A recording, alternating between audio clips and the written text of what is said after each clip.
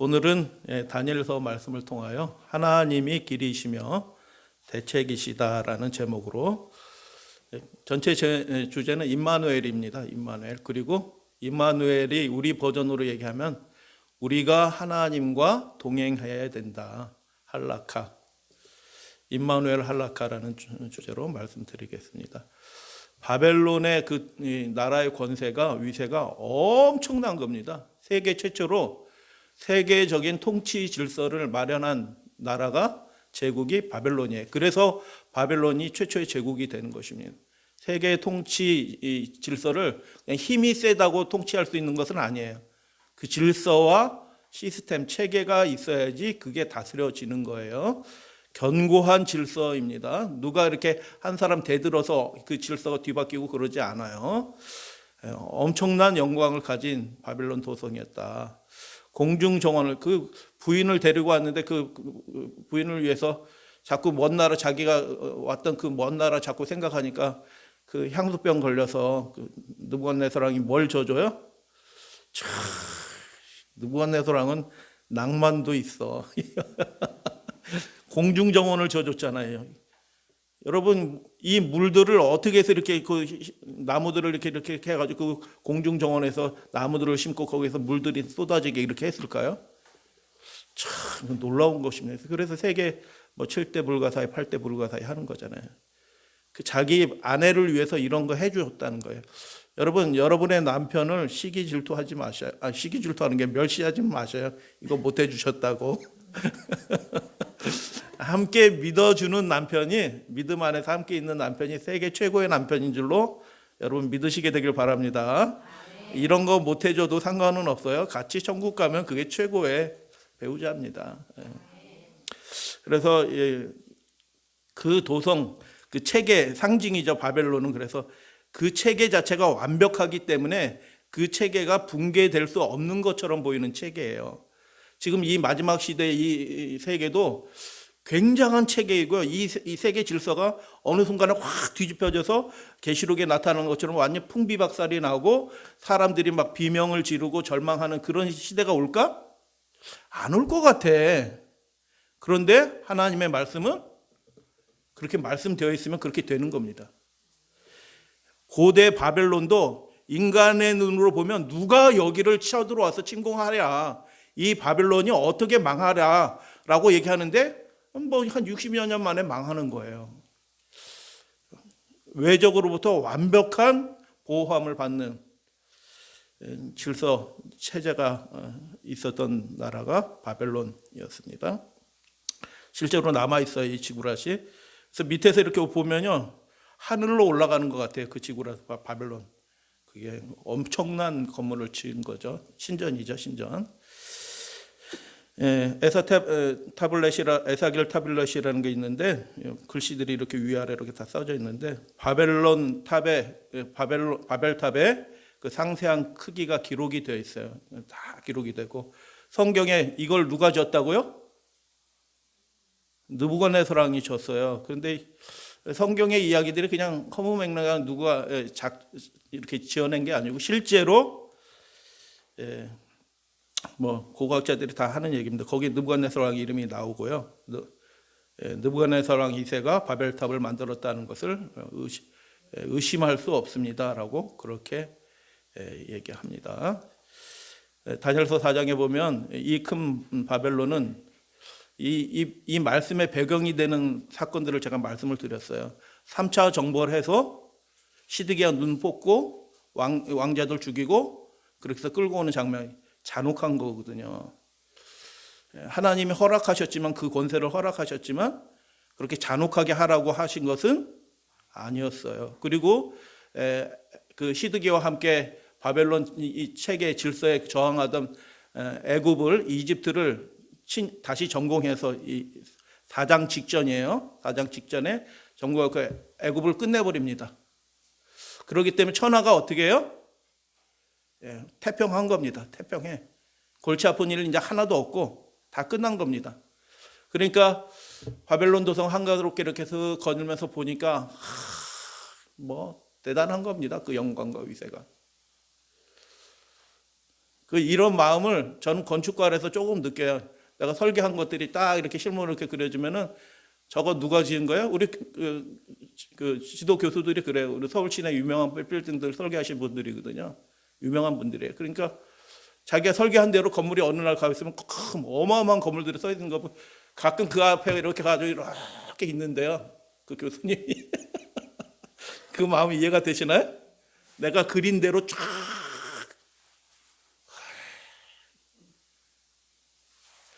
이해가 안 되시는 분들이 많이 있을 텐데 이해가 안 되는 게 더 복일 수도 있어요. 내가 하는 대로 뭐가 탁탁탁 이루어지면요. 사람이 어떻게 되냐 하면 금세 목에 힘이 들어갑니다. 이게 인생이 별게 아니라 가지고 뭐 조그만 거 이렇게 해놓고 저거 누가 했지? 내가 했지. 이렇게 돼요, 사람이. 그래서 느부갓네살 왕 욕할 게 하나도 없어요. 우리들도 평안하고 문제 해결되고 풍요롭고 이렇게 되면요 똑같이 됩니다. 느부갓네살 왕처럼. 좋다. 오늘은 어디 가고 다음 달은 어디 놀러 가고 그 다음 달은 세부 가고 그 다음 달은 유럽 가고 뭐 이렇게 해서 이 세상 참 행복하고 즐겁다. 이렇게 된다니까요. 그래서 사장 사건의 바로 전에는 느부갓네살이 골치 아픈 일들은 완전히 다 해결한 그 시점이에요. 이 큰 바벨론은 내가 내 능력과 내 권세로 건설하여 나의 도성으로 삼고 이것으로 내 위엄과 영광을 나타내는 것이 아니었느냐? 이렇게 얘기합니다. 정신이 확 간 건 거죠. 그거 누가 해주신 거예요? 하나님이 해주신 것인데, 하나님이 그 권세 주신 건데, 그 전에도 하나님이 여러 차례 만나 주셨거든요. 다니엘을 통해서, 새 친구를 통해서 만나 주셨는데도 그 하나님 앞에 굴복하지 않고 그렇게 있을 때 그가 짐승처럼 7년을 보내게 됩니다. 그리고 다시 회복이 됐지만 그 이후에 바벨론은 급격하게 새롭게 해서 갑작스럽게 멸망으로 들어가요. 그게 다니엘서 5장입니다. 그 찬란했던 완전한 체계처럼 보였던 바벨론이 하루아침에 망하는 것입니다. 그래서 계시록 17장, 18장에 바벨론이 어떻게 망했대요? 일시간에 망했다. 이 바벨론의 멸망의 표상이에요. 그래서 여러분 이 세상에 계속 천년만년 계속 될 것처럼 보이지만 이 체계가 갑작스럽게 종말에 이르게 됩니다. 근데 그때가 되면 회개할 사람이 없어요. 이거 큰일 났다. 우리 내 은행, 우리 아파트 내가 어떻게 되냐. 막 이렇게 할 텐데 사람들이 그때는 회개할 사람이 한 사람도 안 나온다니까요. 언제 회개하셔야 되냐 하면 지금 회개하셔야 됩니다. 지금 준비되어 있어야 되고요. 지금 쓰임 받을 준비가 돼서 우리의 마음의 허리에 띠를 동이고 등불을 켜서 서 있으라라고 말씀하신 예수님의 말씀대로 그렇게 준비하고 있어야 돼요. 그렇게 하시게 되길 바랍니다. 그렇게 준비되어 있는 사람이 이 바벨론 멸망을 통과해서 이 세상 대재앙을 통과해서 예수님의 재림을 맞게 하게 되는 것이에요. 격변하는 세계 정세를 다 경험한 겁니다. 본인의 나라가 망하고 바벨론이 망하고 새 제국이 들어서는 그 격변하는 세계 정세 가운데서 바벨론은 다니엘은 서 있으면서 다니엘이 이 서책을 기록을 한 거예요. 근데 이 서책의 목적은 뭐예요? 이 마지막 시대의 백성들을 위해서 기록해 놓은 책이라고요. 어떠한 믿음을 가지고 이 영적 바벨론에서 어떻게 살아야지 하나님의 백성이 되는지 기록해 놓은 책이 다니엘서라고요. 그죠? 그래서 격변하는 세계 정세 중에서 다니엘서는 무엇을 하는가? 여러분 지금 우리가 뭐 하는 게 제일 지혜로울까요? 하나님의 말씀에 여러분 집중하셔야 돼요. 우리가 집중해야 될 것입니다. 말씀을 여러분 연구하시고 살펴보시는 분들은 알 거예요. 내가 너무 하나님의 말씀을 모르고 있구나. 한 장 읽어가면서도 모르는 게 수두룩해. 그냥 쑥쑥쑥 넘어가는 거예요. 하나님은 그 각 구절을 통해서 우리에게 말씀하시고 하실 일을 지시하고 있는데 그냥 쑥쑥쑥 넘어가. 다 아는 이야기처럼.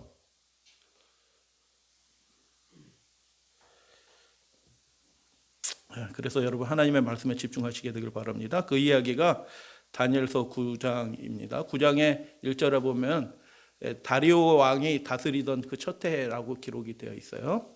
연도가 기록이 된 이유가 있습니다. 메데조스 아하수에로의 아들 다리오가 갈대아 왕으로 세움을 받던 첫 해에 그 통치 원년에 나 다니엘이 책을 통해 여호와의 말씀으로 선지자 예레미야에게 알려주신 그 연수를 깨달았나니, 그렇게 하나님의 말씀을 선지자가 기록했던 그 글들을 구해서 읽은 겁니다. 예레미야가 기록해놨던 그 기록들을 찾아서 읽은 거예요. 굉장한 열심입니다. 연세도 많이 드셨어요. 이미 드실 만큼 드신 분인데, 할아버지거든요. 초고령의 할아버지인데 하나님의 나라에 대해서 끊임없이 하나님이 하실 일들을 구하면서 말씀을 살펴보는 거예요. 구해서 살펴보는 겁니다. 구해서. 지금처럼 우리가 이렇게 완전한 성경을 가지고 있던 시대가 아니죠. 그래서 원년은 언제냐? BC 538년입니다. 538년. 538년에 다니엘이 이 일들을 하다가 하나님의 예언의 말씀을 깨달은 거예요. 하나님이 계시해 준 게 아니고 그 말씀을 통하여 하나님이 이미 기록해 놓으신, 이미 계시하신, 하나님이 이미 계시해 놓으셨어요. 다 우리가 벌어질 일들 계시해 놓으셨는데 그 이미 계시해 놓으신 하나님의 뜻을 깨달았다라고 그렇게 얘기합니다. 538년에 예루살렘이 황폐함이 70년 만에 맞춰질 것이다, 끝날 것이다. 예레미야 25장에도 나오고요, 29장에도 나오고요, 몇 군데 나와요. 그래서 그것을 깨달았는데 그거 보니까 70년에 맞춘 거예요. 내가 몇 년에 끌려왔지 생각해 보니까 자기가 몇 년에 끌려왔어요? 605년에 끌려왔어요. 여기 605 빼기 70 하면 몇이에요? 거꾸로 계산하니까 약간 헷갈릴 수도 있는데 BC니까 하여튼 그렇게 해서 계산해 보니까 내후년이에요. 내후년이에요. 우리가 돌아갈 해가 내후년이 된 거예요. 536년. 1년 채 안 남은 거예요. 이 538년, 536년이라는 해가 하나님을 모르는 자연인에게는 아무런 의미가 없어요. 아무런 의미가 없단 말이에요. 그런데 하나님과 언약한 백성, 하나님을 예배하는 백성에게는 이 해가 너무너무 중요한 해거든요. 다니엘이 깨달은 것도 우연찮게 깨달은 걸까요? 자기가 이렇게 깨달았다라고 했는데 하나님이 깨닫도록 그렇게 하시는 겁니다.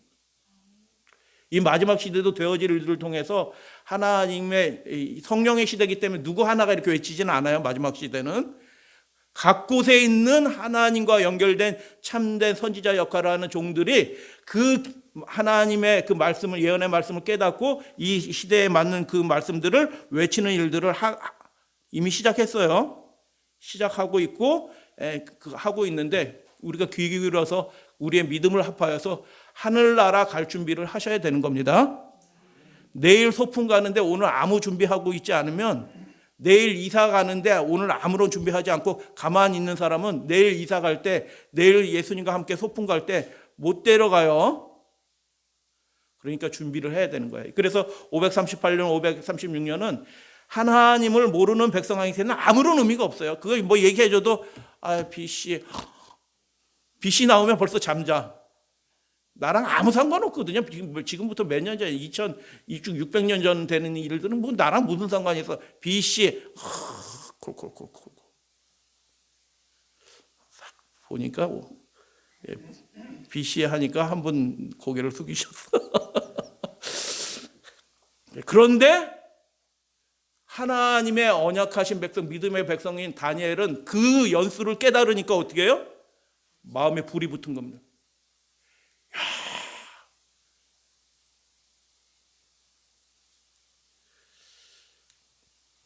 다니엘이 깨달은 것이 무엇일까?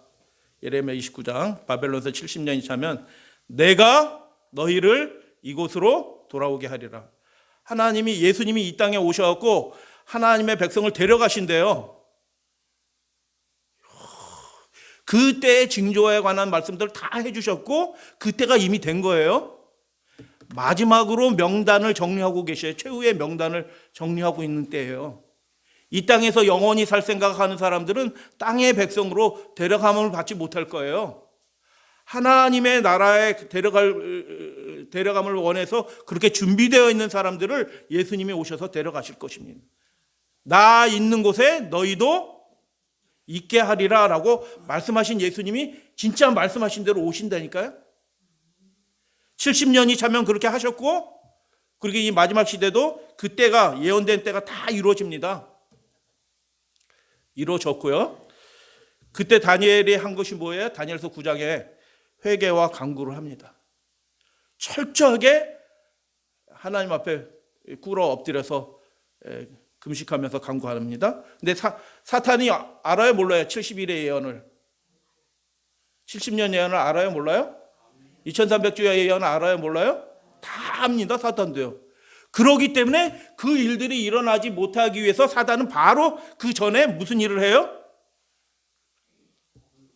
법을 만들어서 아예 하나님의 백성들이 꼼짝달싹하지 못하도록 그렇게 딱 가둬놓는 것입니다. 그래서 지금 벌어지는 일들이 그냥 우연찮게 무슨 코로나 이상한 게 돌아다녀서 우연치 않게 이렇게 벌어진 일이 아니라 이 마지막 시대 늦은비 성령 운동인들이 일어날 터인데 준비된 백성들이 있거든요. 모든 사람이 다 준비되는 건 아니에요. 이미 준비된 사람을 통해서 그 일들을 하실 준비가 꾸물꾸물하니까 벌써 세계에서 야, 마귀가 이거 큰일 났다 야. 그래가지고 사탄이 국가 법령을 통해서 기도 금지령. 기도 금지령이 뭐예요? 내용은 사형명령이에요. 내린다라는 것입니다. 그래서 지난 시간에 잠깐 살펴봤죠. 다니엘서는 순서대로 기록이 되어 있지 않습니다. 1장이 포로로 잡혀가는 때가 605년, 그리고 9장 6장이 같은 해에 있었던 일이에요. 9장 6장 538년 기도 금지령이나 사형명령이 내리고 누구든지 어떤 시내든지 기도하는 자들은 사자굴에 던져 넣는다라고 그렇게 기도 금지령이 내려요. 그런데 그 1년 바로 1년 남짓해서 그 다음에 536년은 뭐 하던 때예요? 그들이 돌아가야 될 때입니다. 돌아가야 될 때. 하나님이 돌이키시겠다라고 한 때예요. 근데 지금은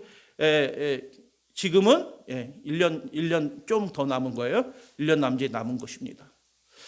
그러니까 바벨론에 끌려왔던 그 다니엘이 생각해 보니까 지금까지 이 끌려온 백성들을 지켜주시고 인도해 주신 분은 누구예요? 생각해 보니까 하나님이 돌봐주셨구나. 그들이 바벨론에 끌려와서도 회당을 만들어서 회당에서 안식일 예배를 드리면서 예배를 드릴 수 있게 해주신 분이 누구이다? 하나님이 해주셨구나.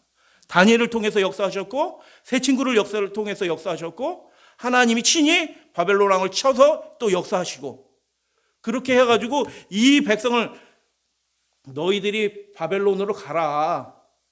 그래서 거기서 평안히 살아라. 내가 때가 되면 돌이킬 텐데 그렇게 하라라고 말씀하신 분이 바벨론에서 삶을 책임져 주신 것입니다. 그리고 돌아갈 때가 다 된 것입니다. 그런데 하나님이 지켜주신 것을 생각하니까 하나님의 은혜는 너무 놀라운 거예요. 다니엘이 생각할 때.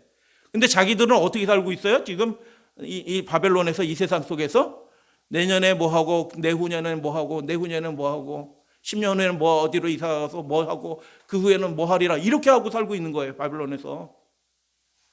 여러분 그렇게 인상기억 세우신 거 있잖아요. 저도 10년 후에는 내가 뭐 하리라 20년 후에는 내가 대략 뭐 하리라 뭐 이런 거 세워놓은 게 죄는 아니에요. 그런데 그렇게 하면서 뭐예요? 하나님에 대한 일은 하나도 계획을 세운 게 없어. 여러분 내년에 하나님의 일을 위해서 뭐 하고 싶으셔요? 고민하면서 밤새우면서 야 내년에는 내가 하나님을 위해서 무엇을 할고 이렇게 고민하신 분 계셔요? 다 하신 표정에 할렐루야 아멘 감사합니다. 내 개인의 삶을 위해서는 그렇게 고심하면서 내가 무엇을 할고 하는데 하나님의 나라를 위해서는 고민만 하면서 내가 내년에는 어떻게 하나님을 더 기쁘시게 할까 이런 생각 하나도 안 하고 육신의 일만 바쁘게 살고 있다. 하나님은 이렇게 돌봐주시고 은혜를 주셨는데도 우리가 이렇게 살고 있었구나. 그 예언의 말씀을 깨달으면서 우리의 모습을 하나님의 은혜와 함께 자신들의 모습을 다 깨달은 거예요. 회개가 막 나옵니다. 우리가 죄인이구나. 작정하신 때가 바로 내후년인데, 그래서 문제가 심각한데 백성들이 돌아갈 준비가 돼 있어요, 안 돼 있어요? 페르시아 각도에 127대 흩어졌는데 돌아갈 준비가 하나도 안 되어 있는 것입니다. 여러분, 천국 갈 준비가 교회가 안 되어 있어요, 지금. 하나님의 나라로 우리가 천국 여행을 가야 되는데 그 여행 갈 준비가 안 되어 있다고요, 실제로는요. 되어 있는 것처럼 스스로 기만하는데 실제로는 안 되어 있는 거예요, 지금 교회가. 이 상태로는 천국 여행 못 가는 거예요. 그래서 새 나라가 들어선 그 상황 속에서 제국이 들어선 그 다니엘의 마음이 불이 붙는 것입니다. 돌아가야 되는데 준비는 안 되어 있고. 준비되어 있다고 해도 문제예요. 이 예언의 말씀을 어떻게 해요? 나는 깨달았는데 백성들은 하나도 몰라. 그냥 그날 장사하고 이 세상 속에서 살아가는데 막 급급하면서 살아가고 있습니다. 답답한 겁니다. 혹 알린다고 해도 어떻게 돌아가겠어요? 페르시아가 새 제국이 서는데 그 제국이 서자마자 누가 한 거대한 민족이 어디 나가겠다 하면은 그 제국이 그러세요? 당신들 급한 일이 생겼나 보군요. 그래서 가세요. 이렇게 할 새 제국의 왕이 있겠냐고요. 그러니까 이게 되지 않을 상황이 됐는데 마음은 급하고, 그래서 다니엘이 할 수 있었던 것이 뭘까? 알린다고 사람들이 돌아갈까? 안 돌아갈 것 같아요. 대책이 있어요, 없어요? 대책이 없는 겁니다. 여러분, 대총회가 대책이 있을 것 같아요? 대총회가 이 마지막 시대 사업을 완성할 대책이 있을까요? 없어요. 한국연합회 연합회장님이 무슨 대책이 있으신 분일까요? 제가 보기에는 아무런 대책이 없어요, 그분은. 사람을 보면 실망하게 됩니다. 저 양반 대책이 없는 분이구나. 그런데 스스로를 돌이켜봐도 그럼 너는 대책 있냐?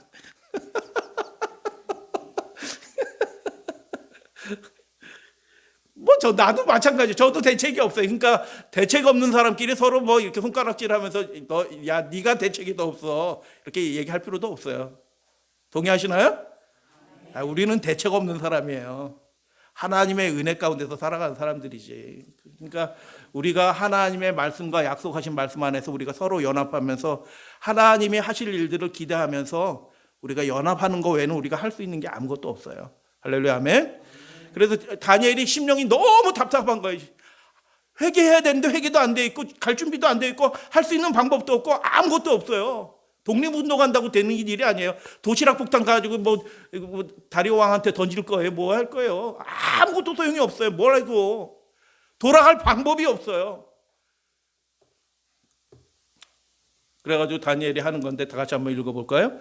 시작. 내가 금식하며 베옷을 입고 죄를 덮어쓰고 주 하나님께 기도하여 간구하기를 결심하고. 이 마지막 시대도 이런 믿음을 가지고 하나님 앞에 매어 달리는 믿음의 가족들이 있을 거예요. 근데 다니엘의 모습은 개인의 모습이지만 이 모습은 이 마지막 시대에 남은 백성들이 모습이에요. 연합한 이 모습이에요. 이렇게 한 마음으로 연합하는 일들이 우리 가운데 있게 될 것입니다. 누구한테 기도했다고요? 주 하나님께 기도하고 간구하였다. 근데 마귀도 알아요, 그 예언을. 그러니까 마귀가 어떻게 한다고요? 이제부터 30일 동안에 누구든지 왕 외에 어떤 신에게나 사람에게 무엇을 구하면 그를 어떻게 한다고요? 사자굴에 던져넣기로 법을 발표한 것입니다. 이 시대에 자꾸 모여가지고 예배 드리고 뭐 하면은 교회 폐쇄합니다. 이렇게 내린 거랑 비슷한 겁니다. 같은 해 벌어진 일이에요. 다니엘이 기도하니까 마귀는 그게 하지 못하도록 막는 것입니다. 다니엘은 깊은 슬픔이 있어요. 하나님의 약속을 완전히 잊고 우리가 천년만년 이 땅에서 살 것처럼 살아온 거예요. 그러니까 다니엘이 슬픈 겁니다. 이 좋으신 하나님을 잊고 하나님의 예언의 말씀도 잊고 이 땅 백성처럼 그렇게 살아간 것에 대해서 깊은 슬픔을 가지고 회개의 기도를 하는 것입니다. 그래서 하나님의 뜻대로 살려고 하면요, 반드시 마귀가 알아요. 다른 사람은 몰라요. 내가 하나님 안에서 내가 주님을 위해서 주님을 기쁘시게 하는 사람이 돼야지 이렇게 마음을 먹으면요, 눈빛이 조금 달라지거든요. 그러면 다른 사람은 몰라도 마귀는 딱 알아가지고 어떻게 해요? 그렇게 못하도록 신기한 방법으로 방해를 한다니까요. 예.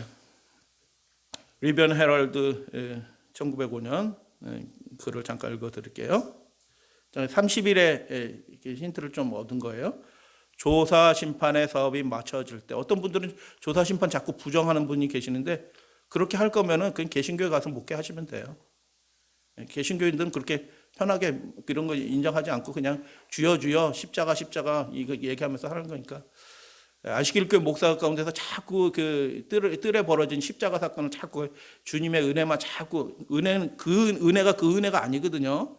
자꾸 강조하시는 분들은 안식일교회 목사 하지 말고 나가서 그냥 자기 그냥 뭐 다른 목회를 하시라고요.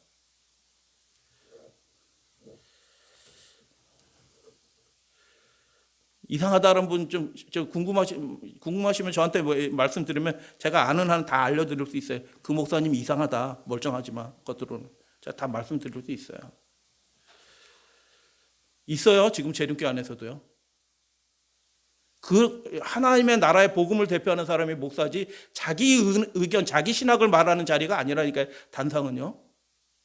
조사 심판이 맞춰질 때 모든 사람의 운명은 생명이나 사망으로 결정되고, 지금 그때예요. 지금이 그때라니까요. 영원한 운명이 결정되는 때라니까요. 지금이요. 은혜의 시기는 주님께서 하늘 구름을 타고 나타나시기 조금 전에 맞춰진다. 그래서 저는 요거를 한 30일 봅니다. 30일 전쯤에 맞춰질 거다 아마. 뭐 이거는 성경에 기록된 건 아닌데 미루어서 그냥 그렇게 생각하는 거예요. 출애굽하는 그 과정에 명령을 받고 모세가 바로한테 가가지고 이렇게 하고 그 다음 날에 또 나가고 어떨 때는 안 나가고 뭐 이렇게 하는 그 날짜를 다 계산해 보면 한 30일 남짓이에요. 그래서 첫 기별자가 나가서 내 백성 내어보내라 한 그때부터 나오게 6월절 해서 나오게 되는 그때까지 그 출애굽기 내용들을 12장부터 쭉 이렇게 12장 전후로 해서 쭉 이렇게 날짜를 다 이렇게 하나씩 세워보세요. 그러면 한 30일 돼요. 예수님이 재림하시기 전은 그래서 그 마지막 7재앙이 16장, 17장, 18장 이 벌어지는 일들이 그렇게 길지는 않아요. 그 고난의 기간은 짧게 그러나 아주 강렬하게 그러나 특별한 보호함을 가운데서 하나님의 백성이 그 짧은 고난을 통과해서 예수님의 재림을 맞이할 거예요. 그러니까 지금은 뭐 하는 때예요? 우리가 금식하며 베옷을 입고 하나님의 은혜를 간구하면서 그 성령의 역사들이 우리 시대에 있게 돼서 능력 있게 하나님의 나라의 복음 사업이 맞춰지게 되도록 위해서 간구하고 결심하고 우리가 주 앞에 모이는 때가 이때라고 생각합니다. 동의하시면 아멘. 그래서 이 다니엘서 6장의 말씀을 뭐 저도 개신교 목사들이 설교하는 거 많이 들었어요. 그 예언의 말씀이 없으니까 저도 뭐 청년 때 이 말씀을 읽는데 이해가 안 돼요. 자기 죽게 되었거든요. 기도하는데. 근데 그가 무릎을 꿇고 기도하는데 그의 하나님께 뭐 하였다? 감사할 게 뭐 있어요? 에? 뭐가 감사한다는 거예요? 기도 금지령이 내갖고 자기 죽게 생겼는데 뭐가 감사한 거예요? 그 예언의 말씀에 감사한 겁니다. 내후년이면 돌아가게 해주시겠다 말씀해 주셨으니 하나님 말씀하신 대로 할 거니 하나님 감사합니다. 그래서 감사기도 드리는 거예요. 자기는 죽어도 하나님은 살아계시니 이 일들을 하나님께서 분명히 하실 겁니다. 하나님 회개합니다. 이 일을 이뤄주시옵소서 하고 기도하는 거예요. 예. 아이고 로또 맞았어요? 부자 됐어요? 감사한 게 아니고요. 하나님이 하실 일들에 대한 감사가 충만한 겁니다. 그 기도 내용을 다 살펴보지 못하고 몇 구절을 살펴볼게요. 내 하나님 여호와께 기도하여 자복하여 이르기를 크시고 두려워야 할 주 하나님 주를 사랑하고, 이게 십계명에 나온 얘기죠. 출애굽기 20장 6절인가요? 주를 사랑하고 나를 사랑하고 나의 계명을 지키는 자들에게는 천대까지 은혜를 베푸느니라. 그 말씀이에요. 신약 성경에서 예수님이 하신 말씀이고요. 똑같은 말씀을 하신 거예요. 주를 사랑하고 주의 계명을 지키는 자를 위하여 언약을 지키시고 그에게 인자를 베푸시는 이시여. 이거 참 심각하다 이 말씀. 왜요? 주를 사랑하고 주의 계명을 지키는 자들을 위하여 언약을 지키신다고 얘기하는데 지금 우리는 그렇게 하고 있어요? 못하고 있어요? 다니엘이 볼 때 그렇게 안 되어 있어요 지금. 그러니까 하나님의 말씀은 이렇게 되어 있는데 심령은 답답한 거예요. 뭐라고 얘기해요? 그러나 우리는 이미 범죄하고 패역하고 행악하여 반역하라는 것이 다니엘서 9장 24절에 나오는 그 반역이에요. 믿는 사람이 하나님께 대해 반역하는 거예요. 순종하지 않음으로 반역하고 있어요. 그 반역의 죄악의 잔이 차리라라고 하신 말씀이 그 의미예요. 주의 법도와 규례를 떠났다. 그러니까 언약의 말씀하고 지금 우리의 상태가 어떻게 해요? 아무 상관없는 삶을 우리가 살고 있다. 회당에서 예배는 드리고 있지만 하나님의 언약의 말씀은 아무 상관없이 그냥 바벨론 페르시아에서 사는 거 그냥 좋아라 하고 살고 있다. 그런데 그 뒤에 말씀이 더 큰 문제예요. 그 말씀을 자세히 읽어보면요, 다니엘의 마음이 느껴진다니까요.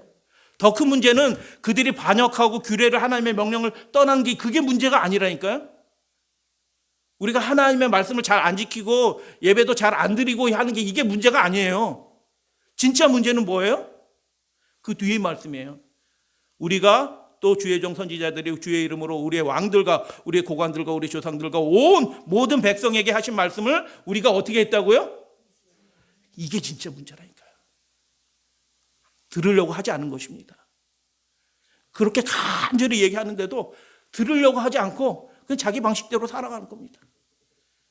그 죄악이 문제가 아니고 진짜 문제는 뭐예요? 들으려고 하지 않는 거예요. 북방 이스라엘이 왜 망했어요? 이것 때문에 망한 거예요. 남방 유다가 왜 망했어요? 이것 때문에 망한 것입니다. 마지막 바벨론에서 큰 교회들이 다 망하는 길로 내려가고 있어요. 왜 망해요? 그들이 일요일 예배 드려서 망하는가요? 아니에요. 그것이 심각한 죄이지만 그것 때문에 망하는 것이 아니라 하나님의 백성들, 택하신 백성들이 끊임없이 돌이키라, 나와라, 회개하라라고 얘기하는데 그 말씀을 듣지 않았기 때문에 망하는 것입니다.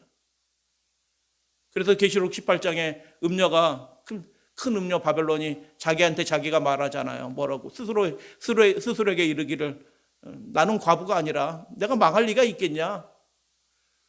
주변을 봐라. 든든하다. 듣지 않는 겁니다.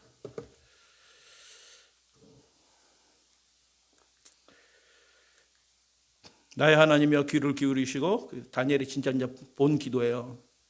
눈을 떠서 우리의 황폐한 상황과 그 예루살렘은 주의 이름으로 일컫는 성 아닙니까?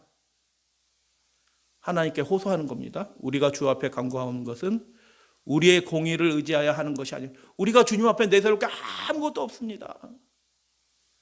제가 주님 앞에 뭘 했다고 저를 구원하십니까?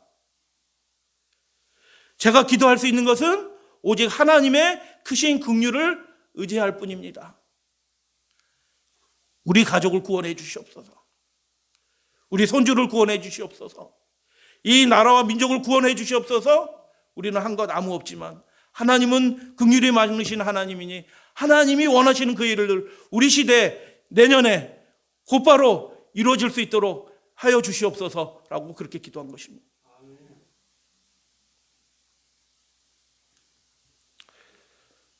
저는 준비 다 됐다고 생각합니다. 사실은 하나님도 준비 이미 끝내셨고 믿는 사람도 믿을 그 일들을 할 사람도 이미 다 결정이 돼 있다고 생각이 들어요.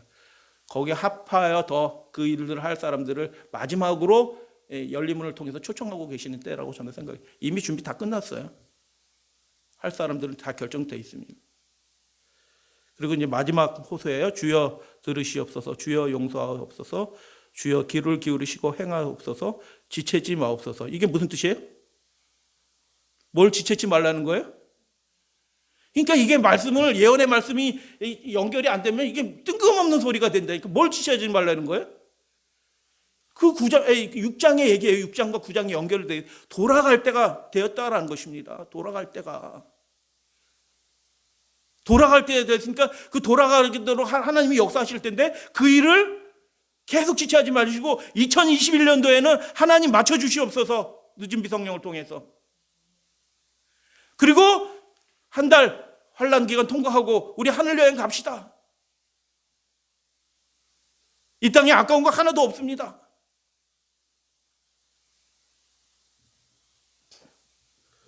그렇다고 뭐 대책 없이 살라는 뜻은 아니에요. 준비도 하고 일상생활을 무시하라는 뜻은 아니에요. 일상생활을 계속 성실하게 해가면 그러나 우리의 마음은 어떻게 해요?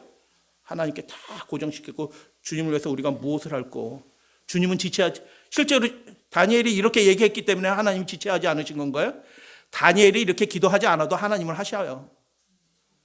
지체치 마옵소서. 하나님 그 일을 꼭 이루어 주시옵소서라고 하고 나의 하나님이여 주 자신을 위하여 하나님의 이름을 위하여 하시옵소서. 할렐루야 아멘. 그러니까 다니엘이 의지하는 건 뭐예요? 자기 의를 의지하는 건 하나도 없어요. 우리는 준비가 안 됐습니다. 하나님 용서해 주시고 하나님의 이름을 위하여 하나님의 영광을 위하여 하나님이 말씀하셨으니 하나님 지체하지 마시고 그 일들을 이루어 주시옵소서. 하나님의 마음을 움직이는 겁니다. 대책은 없어요. 다니엘이 뭐 어떤 방법이 있어요? 지금 기도하는 가운데? 아무 대책이 없고 그냥 하나님께 매달리는 겁니다.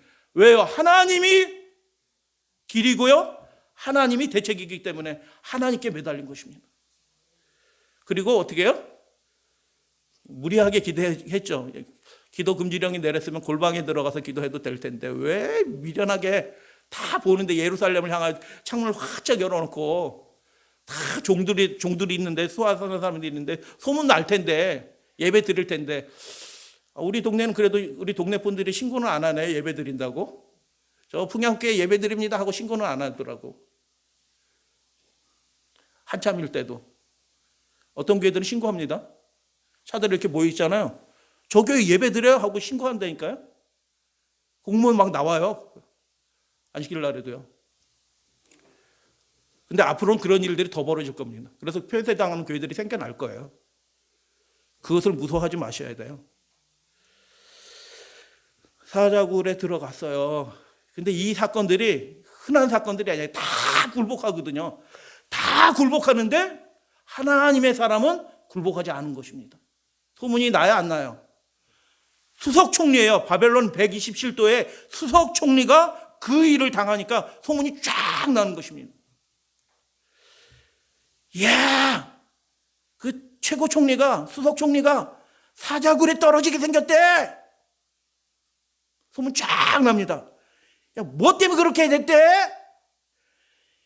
이거 법령 내렸잖아. 그 법령을 어기고 꼬박꼬박 하루에 3번씩 그렇게 기도했대.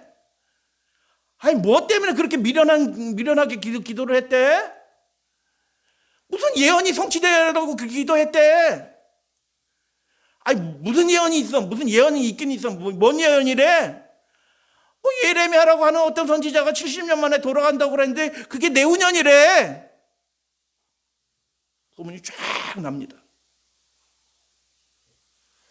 법령이 법령인지라 현행범으로 잡혀가지고 신문 딱 받고 사자굴로 들어가는 겁니다.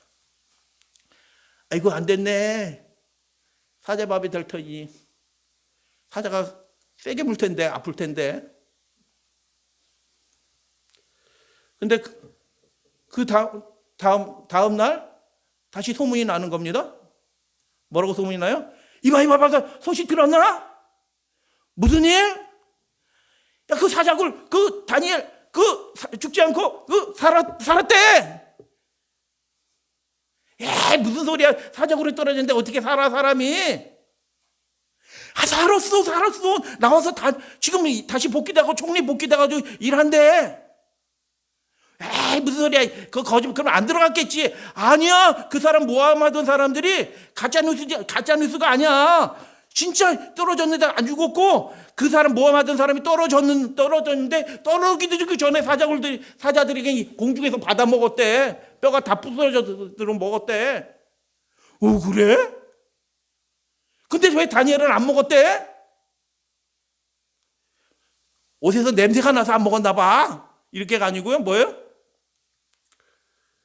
그가 믿는 하나님이 천사로 지켜주셨대. 다리오가 얘기했던 그 얘기. 그리고 소문이 쫙 나는 겁니다. 이 소식을 누가 들어요?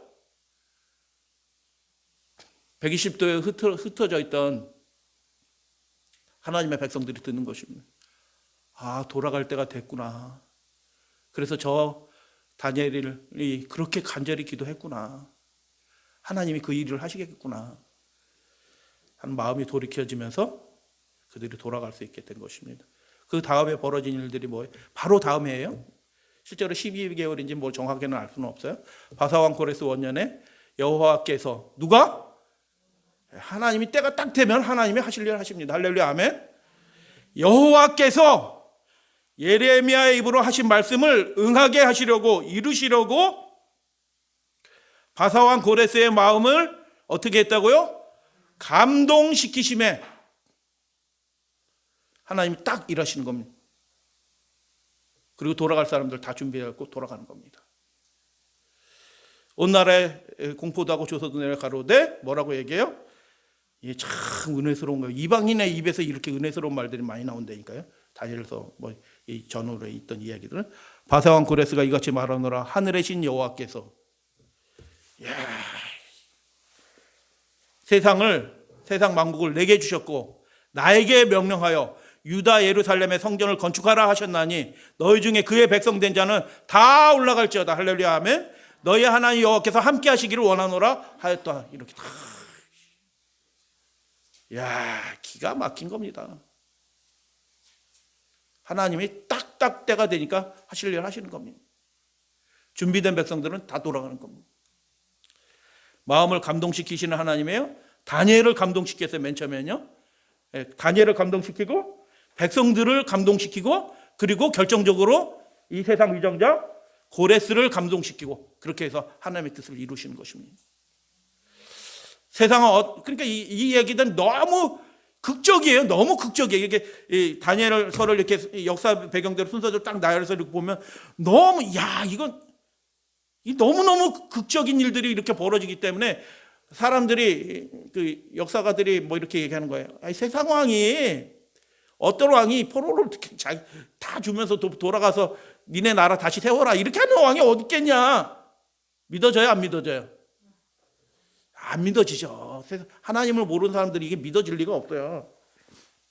안 믿겨지거든요. 그러니까 하나님이 안 믿겨질까 봐 보험을 딱 들어놓으셨네. 이게 뭐냐면 고레스 실린더 대형 박물관에서 발견했는데 1879년 최고의 고고학적 발견 2400년 고레스 왕의 조서가 기록된 기록된 그 조서가 원통이 발견이 되었어요. 해독을 해보니까 그 이야기가 나오네요. 나는 오랫동안 황폐했던 성소들과 그 성소들을 다시 회복시키기로 했다. 이곳 주민들을 모두 모아서 저들의 거주지로 내가 다시 돌려보냈다. 기록이 딱 나오네요. 에스라서에 나온 그 얘기들. 43,000명이 돌아갔고요. 하나님은 말씀하신 대로 이루었습니다. 여러분 이 마지막 시대도 하나님께서 말씀하신 대로 이루실 것을 여러분 믿으시게 되기를 주님의 이름으로 축복합니다. 하나님께서 말씀하신 대로 하십니다. 하나님이 길이며 대책. 그러니까 하나님의 말씀이 길이고요. 하나님의 말씀이 대책이에요. 그러니까 그 말씀에 우리의 믿음을 합하면 되는 것입니다. 하나님이 하십니다. 정치적으로 경제적으로 아주 혼란한 세상이 올 것입니다. 우리의 통장에 우리의 안전에 보장이 되지 않을 것입니다. 우리의 경험이 우리의 학위가 우리의 안전이 보장이 되지 않을 것입니다. 우리의 주택이 내가 가지고 있는 어떤 경험이 우리의 안전이 보장이 되지 않을 거예요. 우리의 안전의 유일한 보장은 뭐예요? 하나님이십니다. 그 하나님을 지금 그렇게 신뢰하셔야 돼요. 잠깐 지금 벌어지고 있는 일들을 말씀을 드릴게요. 바이든 캠프가 대선하면서 그 슬로건 중에 하나로 한 게 Build Back Better예요. 더 나은 세상을 만들자. 미국이 다시 예전으로 돌아가야 된다 하면서 하는데 그 뒤에 오바마 있고 빌 게이츠 등등등 여러 슈밥 세계 경제 포럼의 회장이에요. 슈밥 등등등 시진핑 슈밥하고 아주 친합니다. 중국에 자기 아들에서 사업하고 있고 연구소 있고 등등이 있어요. 저 슈밥이 이렇게 책 들고 있잖아요. 4차 세계혁명에 관한 책이고 또 책을 냈는데 코비드-19 시대의 세계 질서에 관한 책도 또 냈어요. 그 내용들을 제가 잠깐 요약을 해드릴게요. 코로나 이 시대는 기회다. 전 세계의 질서를 완전히 새로 세팅하는 기회다. 잘 됐다. 세계가 불확실성을 가지고 있는데 이 시대의 모델은 중국이다. 중국처럼 해야 된다. 중국이 어떻게 해요? 완전히 다 감시하면서 꼼짝 못하게 감금하면서 완전히 절대 권력을 가지고 사회적 질서를 가지고 탁 통제를 하잖아요. 그게 이 시대에 필요하다. 그리고 죄송합니다. 제가 영어도 못하는 사람이 자꾸 영어 써가지고 죄송합니다. 이게 맨 밑에 쓴 게 뭐냐면 더 나은 세상을 건설하기 위하여 우리는 자본주의를 혁신해야 된다. 바꿔야 된다라고 얘기하는 것입니다. 사회주의로 가야 됩니다. 이렇게 얘기한 겁니다. 이 사람 얘기만은 아니고요. 많은 사람들이 그렇게 하고 있고요. 그쪽으로 가고 있어요. 계시록 13장의 상황은 이런 상황입니다. 그래서 뉴 노멀의 시대다. 다시 코로나가 혹시 종식되고 백신 치료제가 나와서 이렇게 해도 예전처럼 돌아가지 않을 거다. 이 사람들의 주장이에요. 얘기예요. 초국적 협력이 필요하다. 이런 세계적인 위기에는 그냥 국가 단위로 하는 게 아니라 세계적인 협력을 필요해서 디지털화돼가지고 그 사람의 추적들을 다 해가지고 그 위험과 그런 것들이 세계적으로 퍼지지 않도록 다 감시, 나쁘게 얘기하면 감시가 좋게 얘기하면 추적해서 그것들을 다 이렇게 해야 하는 체계를 만들어야 된다.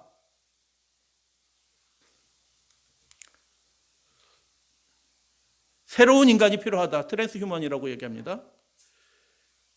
심장 바꿔 끼고 간도 바꿔 끼고 뭐도 바꿔 끼고 여기다 뭐 해갖고 시시한 대학은 다 없어질 겁니다. 우리나라도 미국에서도 지금 대학들이 한 3분의 1 없어질 위기래요. 뭐 껴가지고 이렇게 공부할 필요도 없어요. 인터넷 연결해가지고 쫙 하면은 신경망을 통해가지고 다 공부되고 궁금한 거 다 아는데 뭐 대학에 가서 앉아서 학점 뜨고. 트랜스휴먼 시대가 온다. 그리고 네 번째는 전 세계적인 사회 개혁이 필요하다. 국가 사회주의로 간다. 트럼프가 미국 흑인 칼라 혁명에서 그것들을 조장하는 흑인 폭동이 일어나는 그 배후에 저런 사람들이 있는 거예요.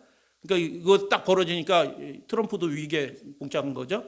6월 2일 날 성 요한 바오로, 이게 교회 앞에다 저 바오로 신상을 저렇게 갖다 놓은 저건 참 신기한 교회예요. 하여튼 가서 이렇게 한 거 제수처죠. 정치적 교회도 갔어요. 물론 교회도 갔는데 가가지고 무슨 제수처 하는 거야? 거기에 가서 기도하고 오고 그렇게 얘기하는데 트럼프가 이 선거 혼란이 올 걸 이미 다 알고 다 이렇게 준비하고 있는 거예요. 제가 트럼프 편은 아닙니다.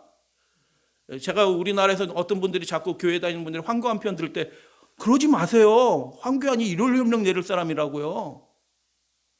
제가 그렇다고 민주당 들지 않아요? 민주당 이놈들은 공산주의자들이라. 이걸 말씀드리는 거는 지금 이 시대가 아주 혼란한 시대로 막 굴러떨어지고 있다. 근데 그 타겟은 어디예요? 하나님의 백성들입니다. 하나님의 백성들이에요. 미국의 비가노 대주교가 있는데요. 미국 전체 대주교니까 미국의 대주교니까 영향력이 있어요. 이 사람이 뭐라고 얘기하냐면 프란치스코 교황 사임하라. 참 이거 놀라운 일이에요. 좀 이거 예상되나요? 앞으로 벌어질 일들이? 프란치스코 교황 사임하라. 그는 거짓말했다. 그 잘못을 덮으려고 했다. 말은 그렇게 뭐 했다고 하는데 하나도 안 했다. 물러나라. 이게 좀 어떻게 되는 일인가요? 이게 예상되나요? 앞에 무슨 일이 벌어질지? 우리는 어느 한편에 쓰시면 안 돼요. 하나님의 말씀 안에 굳게 서지 않으면 다 넘어간다니까요. 이 비가노 대주교가 10월 30일 얼마 전이에요? 선거 전에 얼마 2주 전에 이렇게 공개 서한을 보냈습니다. 전 세계 다 공개 서한이 나왔는데 온 세상이 주님과 인류에 대적하는 전 지구적인 음모들을 우리는 목격하고 있습니다. 악의 세력들이 연합하여 우리는 전쟁 한복판에 있습니다. 인간의 소중함, 생명의 소중함, 남녀 그 모든 애국심 이런 모든 것들이 우리가 위협받고 있습니다. 지금 그 일들을 하고 있습니다. 그 일들을 하는 사람들이 누구냐? 독재 권력을 수입하는데 보건응급상황이라는 이 코비드 이 상황 속에서 명목 아래서 그들이 그런 세계적인 질서를 구축하고 있습니다. 지금 내년에는 몇몇 나라가 그 일들을 실제로 하기로 결정했습니다. 대통령이시여 이렇게 하면서 편지를 보냅니다. 그레이트 리셋 그이란 이름 아래서 전 지구적인 기획들이 진행되고 있습니다. 개인의 자유와 인류를 억압하기 위한 그런 일들을 하려고 시도하고 있습니다. 몇몇 나라에서는 이미 승인되고 내년에는 시행되려고 합니다. 그래서 그레이트 리셋의 목적은 보편적인 기독교, 우리나라 제 주변에서 아는 사람도요, 자기가 정당 활동을 하면은 기본소득당을 만들어서 할 거래요. 서울대학교 나왔고요. 서울대학교 나와가지고 재봉회사에 노동자로 취업한 사람이에요. 노동운동을 그렇게 한 사람들이라니까. 세상에 관심이 없어요. 혁명에 관심이 있지 그 사람들은요. 보편적인 기독교도 개인 부채가 막 늘어나잖아요. 그거 다 탕감해주는 매력적인 약속을 통해 가지고 이 일들을 하려고 합니다.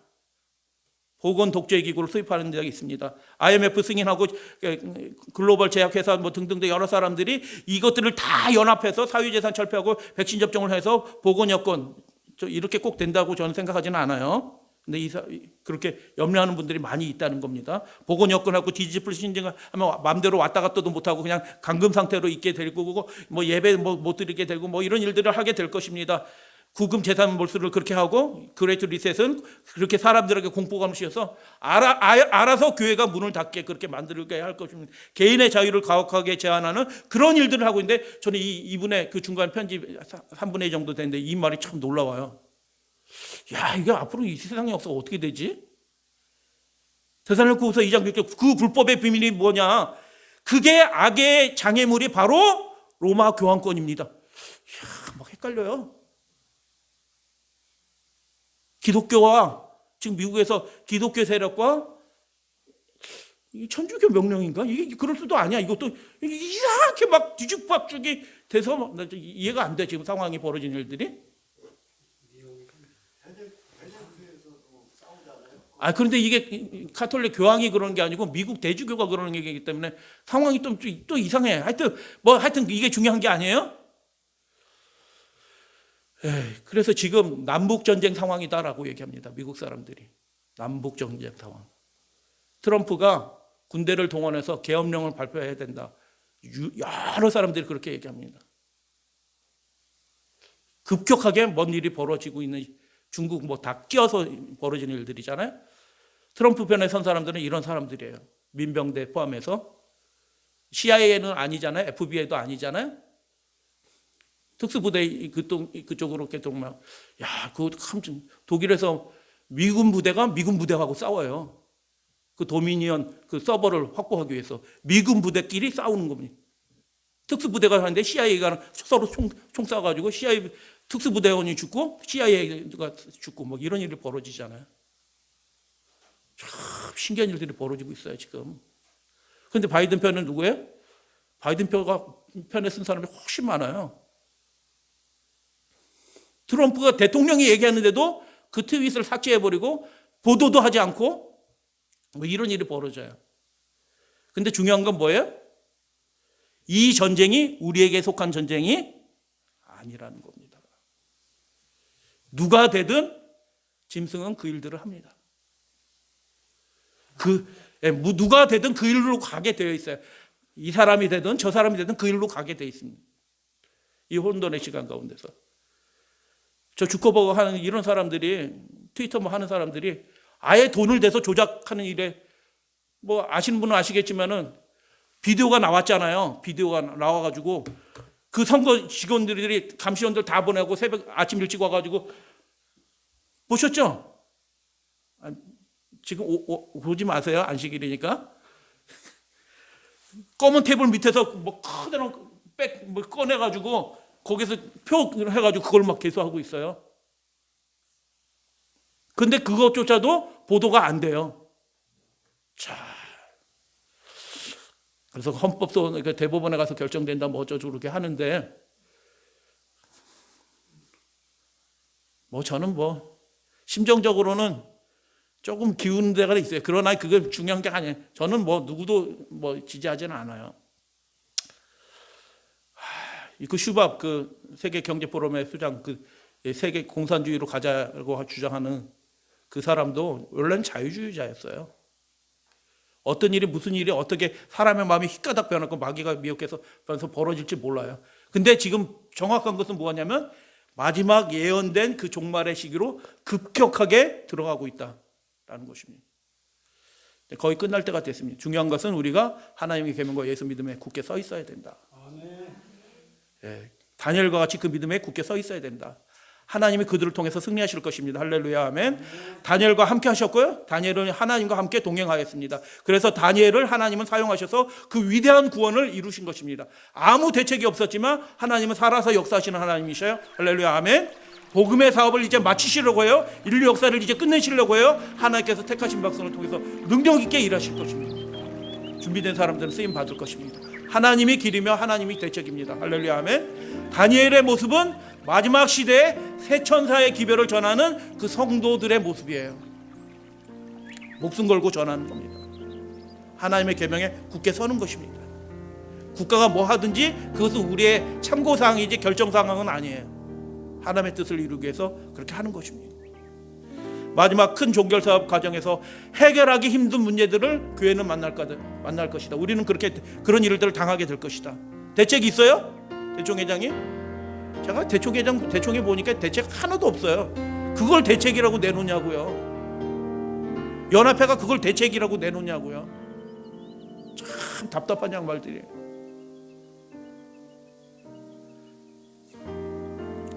그러나 잊지 맙시다.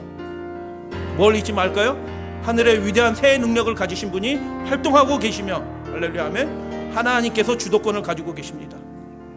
하나님은 자기 뜻을 이루실 것입니다. 그분은 의롭게 자신을 섬길 자들을 모으고 계십니다. 지금 모으고 계십니다. 여러분, 그래서 예배를 양보하지 마십시오. 하나님의 뜻을 추구하는 일을 미루지 마십시오. 어려운 형편이 올 겁니다. 그건 고려 상황이 아닙니다. 우리는 하나님 앞으로 나오시게 되길 바랍니다. 누구를 모으시냐? 그들은 누구일 것이냐? 불 속에 입을 벌리고 있는 사자들도 다니엘이 날마다 드리는 기도를 막을 수 없었고, 활활 타오른 풀무불도 사드락과 그의 친구들의 느부갓네살 왕이 세운 우상 앞에 무릎 꿇게 만들지는 못했다. 확고한 원칙을 가지고 있는 젊은들이 그렇게 승리하였다. 그들은 풀무불 앞에서도 의연하였다. 하나님 살아계시니 살려주세요 그렇게 안 했다. 미덕은, 그 믿음은 혹독한 단련을 받았다. 그러나 그 승리는 완전했다. 왜요? 하나님이 하시니까. 믿음을 지키셔야 됩니다. 의례 시기가 끝나가고 있다니까, 교회 안에서. 구원받을 사람과 그렇지 못할 사람이 지금 나눠지고 있어요, 이미. 그리고 그 어려움이 시작될 때는 이미 은혜 시기가 다 끝나고 하나님이 일을 하실 때 재앙으로 그냥 넘어간다니까. 쑥 넘어가는 거예요. 천사들이 지금 그 일들을 막고 있다고요. 바이든이 무슨 짓 하는지 하나님은 아셔요. 트럼프가 무슨 생각 가지고 있는데 하나님은 아시고, 시진핑이 무슨 짓 하려고 하는지 하나님은 다 아시고 계셔요. 주도권은 하나님이 가지고 계셔요. 근데 그 일들이 벌어질 때는 이미 구분은 다 끝난 때다. 환란이 시작될 때. 그때는 회개할 사람이 아무도 없다. 지금 회개하셔야 된다. 하나님을 참되게 예배하실 때는 지금이다. 그 승리는 완전할 것이다. 할렐루야, 아멘. 이같이 고상하고 굴하지 않는 원칙이 모든 시련 속에서 드러난다. 할렐루야, 아멘. 하나님께서 그와 함께 하실 것이다. 하나님의 말씀은 법이다.